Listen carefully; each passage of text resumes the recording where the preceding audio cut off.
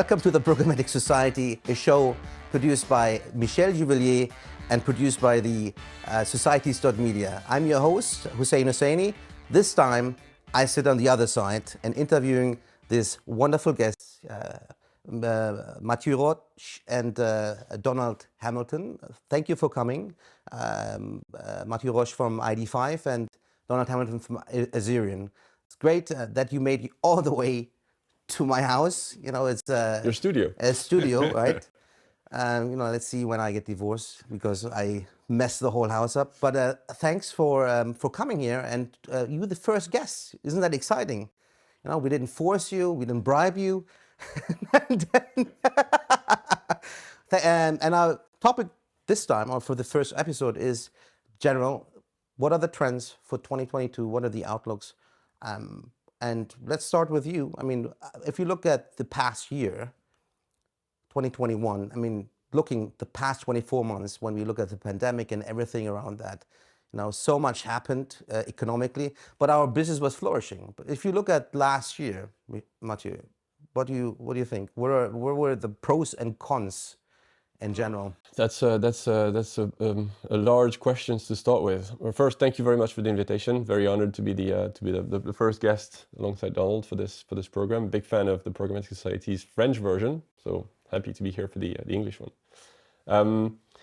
I mean, you can't really dissociate, I think, 2021 from two things. One is COVID, obviously, and the other thing is the rise of privacy, data protection, and the dominance of Google and Apple, and the way they kind of structure the market, right? I think those are the two main trends that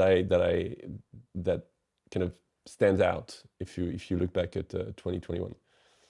So yeah, and they're not kind of small things, right? I think the impact of COVID we're going to feel for another period of time, and certainly the impact of Google and Apple's actions around cookies, mobile ad IDs, data collection, all those things will also be felt for a long time. So it's unfortunately or fortunately not just a 2021 thing. One of the things I think we've seen in the marketplace is the consumer shift.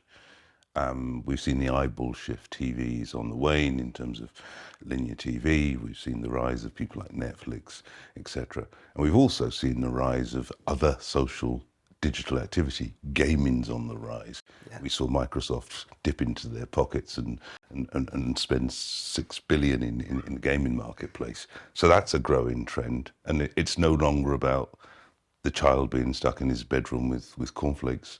It's now about everybody using it. So that's a real change, and that's driven by COVID. And we've also seen a change in working habits. Even though COVID's on the wane, or so we're told this week, we're still seeing that people are staying at home, and that opens opportunity up. I believe that the market for a very, very long time has lent towards the oligarchs. A nice trendy word to use today. The bigger. I like that analogy. I might steal it from you, Donald, at some point. I really like this one. And it's almost manufactured that they start to hold a big pot, and we stop having this really open, independent market trading platforms, and we now look at closed environments, and we've got to say, as an industry, is that the right way to go? We've got to, I think that the whole publisher fraternity, no matter how big or small, have to now take back control, and I've been preaching publishers taking back control for a very long time. It sounds like it's becoming like Germany, right? Where publishers are always in. But do you guys think? I mean, the trends you just mentioned and the challenges we had. Do you think that the industry, because we intend to hop always to the next new thing, right? The cookies done, IDs.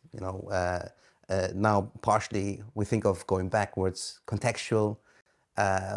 Or if you want to do it very, very easy, you go back to the walled gardens, as you just mentioned. Do you think we understand the consumer, like hopping into CTV, hopping into other channels like the metaverse as well, which you basically mentioned? I've seen some constructs was like, okay, what is this? You're walking through a universe and there are digital at home, assets, a new way to monetize. Do you think we understand the what brand experience means in terms of solving the problems we have from a technology perspective versus what do we execute. I think there's always still a barrier between creativity and execution, how to target the right audiences. Do you understand what I mean? We're really bad at managing expectations, right? As an industry in general, right? As you said, we're always kind of chasing the next trend, the next buzzword. Yeah. But the pace of change, whether it's consumer change or company change, is really different than the pace of the marketing kind of narrative that is spun out there by the whole industry. And I think that's also that gives us a different prism into understanding what you're talking about. How do we engage with consumers and how those things change over time? They take a long time to change, right? And so we're throwing new buzzwords out, we're throwing things out, and the reality is that you have to look at it over like several years, several decades almost, right? And COVID has been a huge accelerant for that, right? It's true. Work and kind of home have become different places. Media consumption is different. Commerce is different, right? And there's been like a shortening of that time to change over the past 2 years, but it's not something that you can just say, okay, done, move on to the next thing. It's something that's going to take like a very, very long time to be established for brands to understand the new dynamics, for consumers to adapt to the new interactions with advertising and publishing.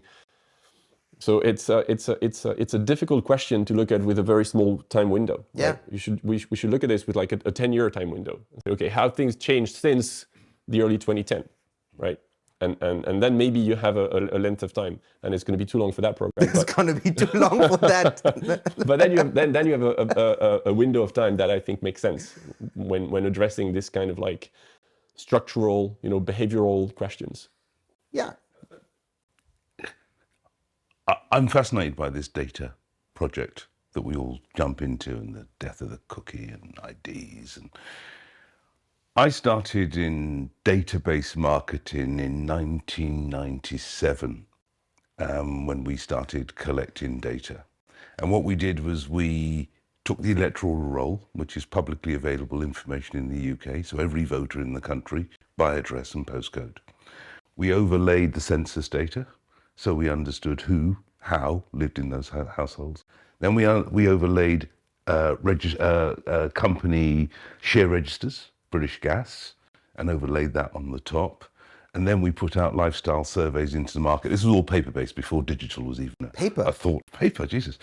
And we were targeting right down to the nth degree. We were looking at audiences of 15 within a single postcode. And there was no uproar then. We were allowed to play the game. I think that what digital promised right at the outset, and the thing that made it different from other media, was the ability to really target. And we've got too precise. We've got to that point where we can identify John Smith, who lives at number 52 Acacia Avenue, Billericay. And that's not what targeting's about. I don't want to find the one. Yeah. I need to find the many. And I think what happens with the cookie and the integration of SDKs and all of that stuff, we've gone too far. And there's going to be a pullback. But the pullback can't be at the advantage of the few. It's got to be for the advantage for the many.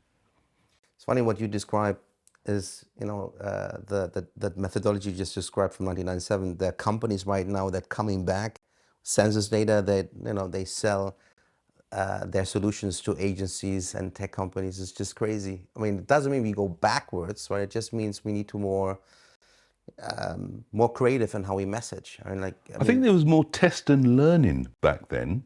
I think today we just push. We don't learn as we push. Test and learn.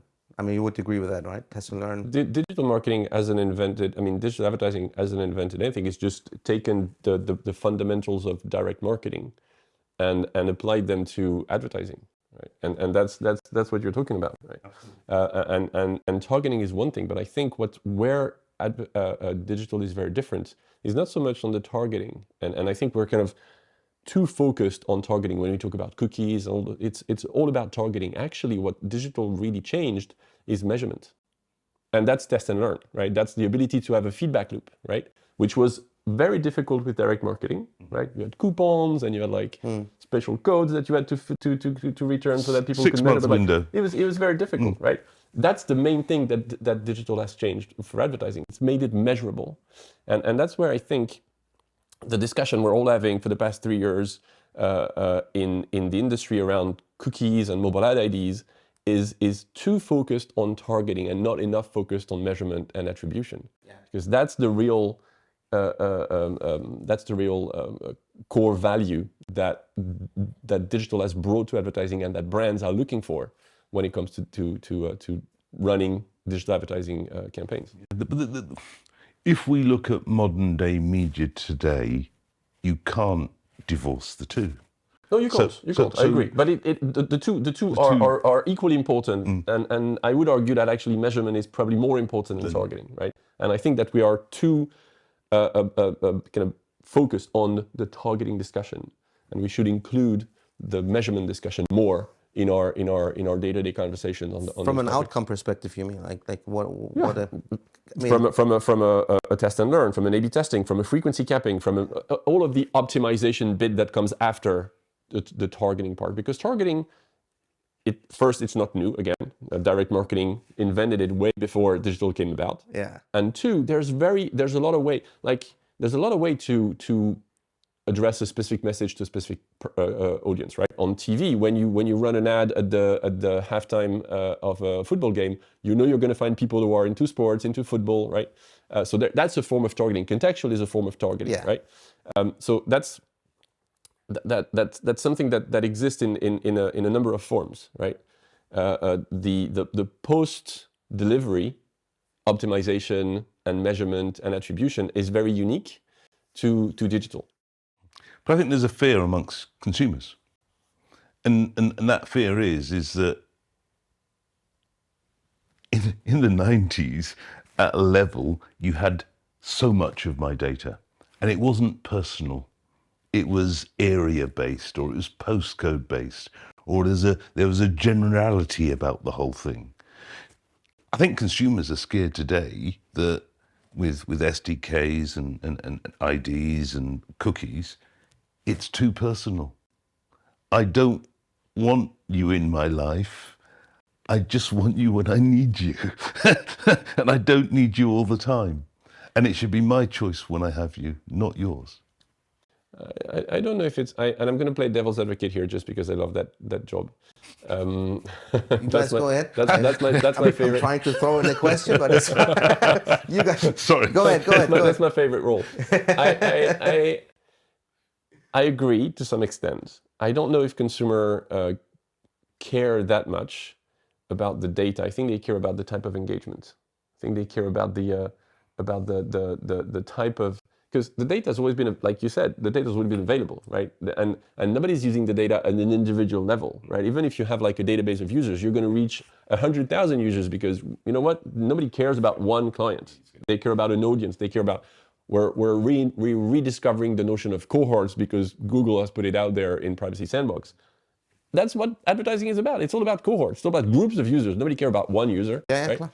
I think it's the type of engagement because it's on your phone, it's in your pocket all day long, it's on your TV, it's talking to you, it's showing you the pair of sneakers that you saw on that website yesterday. Like that's where creativity, back to your point about creativity, right? I think that's where we need to learn about talking to consumers better. Given all the data that we have, it's not because we have all that data. We had the data in the past, right? What's changed is that now we're using the data in a very, very specific manner that makes it aggressive. That makes the use of data aggressive to people, right? Yeah. But it's not the data that's the problem. It's how we use it and how we use it to talk to consumers. Well, yeah, that was good and bad placement. To your point, people don't really care. I mean, when the consent platforms came, everybody just clicked okay. I mean, that's not about not caring. That's about not reading a 16-page document written in very, very small print. Oh, but you have this with every contract. Did you read your Vodafone contract? Or two? Or... No. So... no. But there is an expectation on the consumer's part that when a big organization, a big brand enters a contractual dialogue with you, that they're doing it with respect of you. And that commitment is not going to have in the small print somewhere, Google is surely not going to steal all my data. That's never going to happen. It's Google. Well, I'm just going to laugh. I'm not going to comment on that. No comment on that. But I mean, look, we talk about data. It's clear, like when we talk about hype, when third-party data was there, we talked about, oh, first-party data would be bad. Now first-party data is a hype. Is like we need first-party data. I've never seen so many people looking for SEO managers to generate traffic and then explain it doesn't work like that, not overnight, like now with Programmatic or other things. Then contextual. How many contextual companies do we have in the past 3 years popping up from everywhere? I mean, it's good. They come from Europe, right? There are a lot of companies coming from Europe going to the US right now. It's not their fault. It's not their fault. And then, solutions like your company who provide ID solutions. How do you cope with, with people saying, oh, I'd rather go to a walled garden. It's the easiest, especially with the news we had recently with the DPA, data protection authorities saying TCF, the Transparency Consent Management Framework, is a no-go. How do you deal with things like that? I mean, it does. Let's put a pin in that. We can go back to that statement that is, I think, a bit simplifying. But back to your point about how do you cope with the complexity, I think that's a real challenge. I think you have to understand the trade-off, right? Yes, it's simple. Just put your budget, give your budget to Google, give your budget to Facebook, give your budget to Apple, and they'll find a really good way for them to spend it. How does it work for you? It's simple. It's definitely simple, right? Is the outcome better for you as a company? Yeah. Not only in terms of kind of marketing outcome, like direct short-term marketing outcome, but strategic dependence. But I mean, Google is the main competitor of more and more companies and more industries, right? They've disrupted classifieds. They've disrupted media. They're disrupting automotive. They're disrupting travel. They're a several trillion dollar company who wants to continue to grow, double-digit %, and so they're going to have to disrupt healthcare. They're going to have to disrupt education. Yeah. So they're going to be everybody's biggest competitor. Is it wise to arm them with your money, your data, your intelligence, and help them become your biggest competitor? I think it's not just about, oh, what am I going to do with my quarterly marketing budget? It's about thinking, 5-10 years ahead. If you're the marketing manager, you're probably going to be there in that time. But from a corporate kind of governance standpoint, from a CEO standpoint, from a board standpoint, this should be a discussion that should happen at the board level in all the biggest companies. Isn't this just lazy marketing? Isn't it, Kev, the marketing director is sitting there and saying, I've got a chunk of cash to spend. And it's the old IBM equation. In the 80s, no one got fired for buying IBM. Nobody's going to fire you for the campaign bombed, but I put it on Google. Yeah. Oh, that's all right then. I agree. And I'm not trying to defend it. I'm just trying to explain it, right? In a way that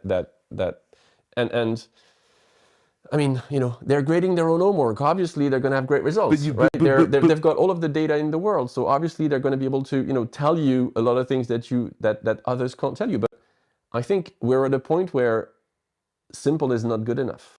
The publishers has given their commercialization to the platforms. The platforms have given the ownership of those platforms to the big three oligarchs. The big oligarchs steal all the data and all the information and use that information for themselves. And that just means that we, the agency fraternity and the client fraternity, can buy cheaper interns with no knowledge and talent, with no understanding of the deeper dives of the industry, keep them for 2 to 3 years, then kick them out the other side, having never invested in anything, but keeping the status quo right. Is that not what we're driving towards? That actually anybody can be a marketing director because all you do is take the budget and give it to Google? To that point, I mentioned an example before we went on this meeting. 20 years ago when I did my internship, nothing has really changed. The purpose of marketing is questioning methodologies we apply today. there are just too many, right? You're right. You go to the easiest one, but even those big ships made mistakes. I mean, look at Google. They didn't go into social, right? They messed that up massively, right? They make a lot of mistakes, and they get away with it, but they do make a lot of mistakes. Yes. So to your point, I mean, Azerion is a big company now. I mean, I met them when they were smaller, let's say that. It's not how big you are, it's how you think.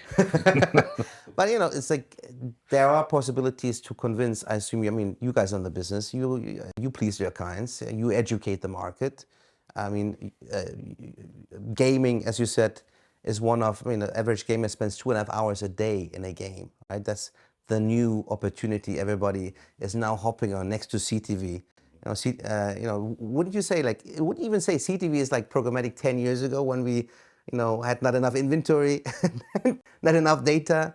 Now everybody talks about fraud. Aren't we at the same point? Is the cycle not repeating? I talk about CTV as you talk about mobile. And I keep saying to myself, this must be the year of CTV. But it's about volume, it's about scale. And right now in the UK, we don't really have the scale on those platforms which carry advertising. And CTV, we can talk about it all we like in the UK, but there's not much of it around. But we get there. It's a very different situation in the US. And I think in the UK, you mentioned Germany earlier, I think the whole European broadcaster landscape is much stronger. Yeah. And so the balance of power between buyers and sellers is very different than what it is in the US. You've got a lot less supply. And so even if there's demand, if supply doesn't come online, then you just don't have anything to buy. And I think the broadcasters have been taking a much more cautious approach than the media publishers have with the web, opening up everything very quickly. Probably for good reason, actually, but they've taken a much more cautious approach, and that's where we're seeing a big difference in the level of development of the European CTV market versus the US market. But in the US, we are exactly at what you're saying about programmatic or kind of digital media in the early 2010. That growth, the perspective, the acceleration, also fueled by the change of behavior, consumers' behavior, right? And COVID has been an accelerator for that as well. Yeah. So it's definitely going to be, even in Europe, but maybe in a few more years, definitely going to be a high area of high growth. And I don't want to sound pessimistic. I'm an optimist. I'm convinced that we can fight back, and that as an industry we can help tilt the balance back in favor of the open web, back in favor of independent publishers and the independent technology providers who support them. But I think we have to recognize that this is not an easy fight, because simplicity on the walled garden part, on the oligarch's part, is a really, really big selling point for them. But gaming is new, because gaming is, we have now masses and masses of people right across the social grade that play games, whether it's what I call toilet games. We all play toilet games, or it's a big console game. We all play. And when you're on a console game, you're playing FIFA football. It's not one 15-minute match. I can do a whole season in a night, on a good night. Whole season a night. Yeah. And it's totally engaging. If you can start to really communicate with audiences through shirts and through billboards, racing games, you can start to really do your branding, and you can miss out that CTV level. You can wait for it to come, because there's something there already. And when you're engaging in gaming, you're not doing two or three. You can't do gaming, watch the TV, and look after the kids. You'll lose. So your total focus. Let me just think for a second. Could I do that? No, you're right. No FIFA, no FIFA. No. Toilet games maybe. Yeah. Toilet games you can. That's always doing two things at the same time. That's where you hide. No. That's a 3-hour sit down. Yeah. Yeah, I mean, but how scalable is that? I mean, the first solutions I saw, they're not. How engageable are they? I mean, are there solutions where, I mean, there are a few companies in this business that come from Europe that go to the US right now. I mean, if you look at the average time spent, how scalable is that? And from an impact perspective? We're talking about how scalable gaming is. It's never ending. I think that one in 3 households has a console. I think everyone has a mobile phone. Yes, true. I mean, a console. I'm not allowed to have a console. Scalability of the advertising value chain is different. We have scalability in terms of usage, volume. consumer volume, you said time branding. spent. Yeah, I agree. But the advertising value chain is different. Why? Because it's not standardized yet. Yes. Because we don't yet have the processes at scale, right, to make it as efficient to reach millions of people through game consoles or other kind of digital games. Just because it takes time to build standards, right? And we have to build the the IAB's come out with its first white paper on measurement on gaming. It's the Oh first yeah, one. that's what I mean. So Then you come back to measurement, right? Yeah, and it is. He's right. It's all about outcomes, and outcomes is measurement, no matter how you want to look. If you look at the over 200 years of advertising we're in, from the first newspaper to, it's probably 300 years now. Every time you put a layer on top with a new measurement on, it's like at some point it needs to be consolidated, though, right? So I see, I agree with you. I see huge potential in gaming and CTV, and that we need to, be an alternative to, how you call it, a lazy way. But if you look at this year, 2022, we're allowed to travel. The UK was the first country who said, well, let's scrape everything and have fun. And so far it works. We're still here. We have no mask on. You mentioned you going back on travel. You just came back from San Francisco. What are your innovations for this year, Mathieu? I think, in the continuity of what we just discussed, right? I think so. From a very short kind of self-promotion standpoint, identity is the baseline that supports digital advertising, right? Without identification, without the ability to say this is a computer and this is another computer, you can't do targeting, you can't do measurement, you can't do frequency capping. Right? So we need identification capabilities, and right now we need them mostly on the web. But as you said, digital gaming is coming up, connected TV is coming up, mobile apps are already there, right? They're big kind of media, ad-supported media platforms. So the big challenge that we have is to take this cookieless discussion that we've had for the past 2 years and broaden it to all of the digital channels, because the value of digital is directly connected to the ability to identify customers. And so it's not just a cookie thing, it's an identification thing across all the channels. And then that's certainly for us the big challenge, the big effort that we're going to address this year and probably next year as well, by the way, because the underlying capability that we've used, cookies, mobile ad IDs, all those things are going away, and they're going away everywhere, right? IP address are going to be masked as well, and they're a big kind of signal for connected television. So that movement of mostly using privacy for market domination standpoints, that is driven by Apple and Google, isn't going away anytime soon, right? They want to continue to kind of close those doors more and more, not because they care about customers, obviously, but because they care about their bottom line. And that's a way for them to strengthen their bottom line by saying, you only have us to go to as a destination. Yes, they're trying to stretch that as long as possible. 100%. So our job, and certainly at 95, but I think as an industry, is to kind of build alternative methods to give an option, an option for brands to say, there is something else that we can do. We're not just dependent on Google, Apple, Facebook, et cetera, to spend our money. We can also work with others who give us the same type of kind of addressability capabilities, measurement capabilities.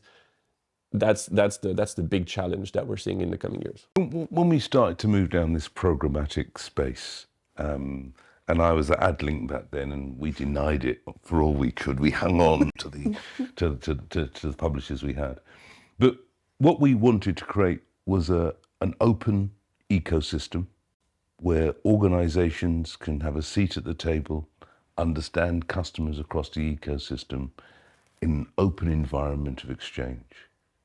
What we have, and I use the word oligarchs again, is a situation where you have closed environments run by very big dictatorships.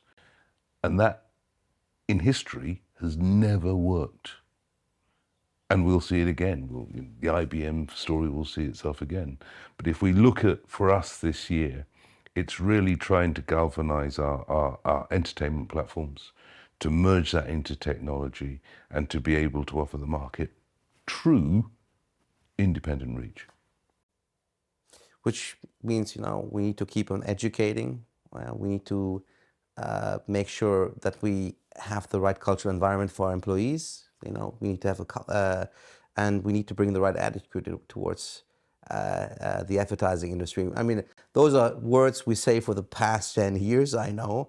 But I mean, if we don't do anything against that, it's going to get worse, right? So thank you for being here, being my first guest. And really, no, it wasn't that bad. So You got nothing to compare us against. So yes, there will be many more, hopefully. Thank you, Mathieu. Thank you, Donald, for being here. It was very nice to have you here. Thank you for making the way to come here. Guys, thank you for looking at this episode. There will be many more coming. Stay tuned. And I hope you're going to watch the next Programmatic Society UK version. Take care. Bye-bye.